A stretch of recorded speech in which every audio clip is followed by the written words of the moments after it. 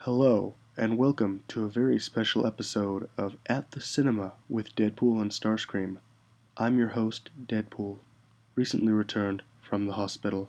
And I am Starscream, a soulless monstrosity that exists for no other purpose than making money to satisfy corporate greed. And thus you are the perfect man. Today, we are here to talk about a special movie. Sometimes a movie comes along that is a train wreck. A film that journeys into the dark tunnel of the human condition and ends up suffocating in its own metaphor. A film that was abandoned by filmmakers of ability, leaving its structure to collapse into chaos. This is Atlas Shrugged, Part 1. Maybe we should change up this episode and allow me to speak on this topic. Maybe you should let me finish speaking!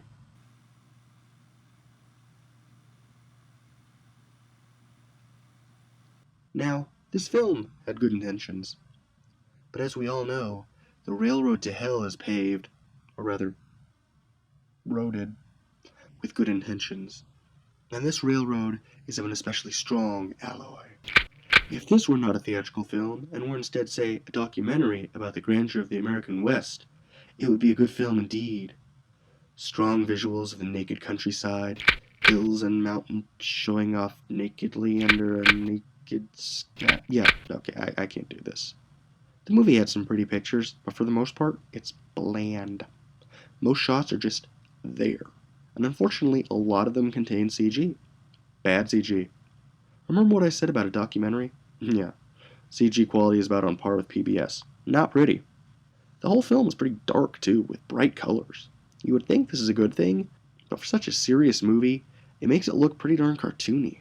Overall, the visuals are serviceable, occasionally beautiful, and overall, bland. It looks like an amateur tried to make a professional film and tried really hard, but failed. One gun. Can I start now? If you had to ask the opinion of someone else, you aren't worthy of starting. I'm starting. So, background. Atlas Shrugged, despite Ayn Rand's insistence, was never a novel. It was an extensive diatribe about philosophy masquerading as a novel, which of course makes it the perfect candidate to be adapted to film. In the so-called novel, well-rounded and relatively likable people are constantly handpicked by self-righteous strawmen with a callous disregard for humanity and a desire to see society crumble.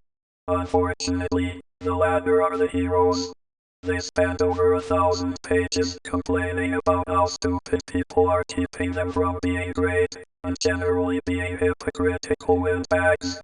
Realizing there was no way to compress this into a single film, the filmmakers decided to spread the novel across a trilogy. In theory, a wise move. In practice, they broke off at the wrong point in the film, clumsily introduced key plot elements in seemingly random places, and in general botched it all by approaching the film like a checklist of critical scenes, rather than a cohesive narrative. Coming from a work that promotes the values of excellence and artistic integrity in one's work, this leaves the film feeling painfully hollow. Another problem in the film overall is the setting. The book, written in the 40s and 50s, takes place in an ill-defined future, and today has a charming, if sometimes backwards seeming, tech-noir feeling. The film tried to remain in the theoretical now, set in the near future of 2016. It is now a world of cell phones and mass communications, yet also a world wherein steel production is a major social force. All goods are moved by train, and all women just want to wear diamonds and throw parties. Needless to say, it doesn't work. The final problem with the film, which actually falls perfectly in line with the characterization from the book, is the complete lack of any emotion or enthusiasm from the main cast. They are on set simply to earn their money, a fact that I'm sure Ms. Rand would approve of. No guns. Ooh, a bit harsh there. Really? No love for the film adaptation of such a beloved classic? No. It neither serves to accurately portray the novel, nor stand on its own as a film. Agreed. Though I must admit, some of the shots are rather beautiful. Maybe rent the DVD.